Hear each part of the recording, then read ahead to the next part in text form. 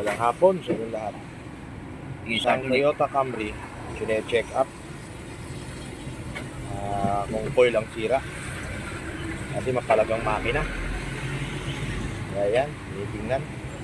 Pina-start ulit. Kung ano yung mapalag. Kasi may sirang nakita. Isang coil lang may problema. Yan, napalag eh. Siya talaga. Coil. Pinagpalit ko sila. Oh. Wala. Ignition coil talaga Wala. sira. Eto, nilipat ko yung nandito nakakabit. Ayan na, ito patutunog na to. Ayun o.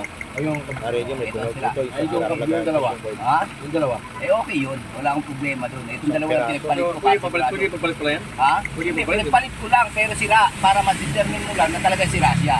Ito kanina nandiyan. Ito yung... Oo. Ngayon nilagay ko dito para kung sakali, baka wire ang problema. Pero hindi wire. Ibig sabihin sira. So, ibalik mo na lang. Hindi na. Papalit. Alam, tanda ko naman yan. Pangalawa, no? Pangalawa, no? Pangatlo. Pangatlo. Pangalawa galing dito. Yan na ang Ignition sira. coil lang sira. Pang sigurado Toyota lang. Camry. Para Toyota Camry. hindi ka malilitaw na halimbawa makipalitan mo. Yan. Yung pala, Yan kuryente naging pala sira, problema, ignition baka may coil. hinat-ngat ng wire. Pero dahil Malaman nilipat ko siya, gumagana yung kabila. Salamat. Pagdating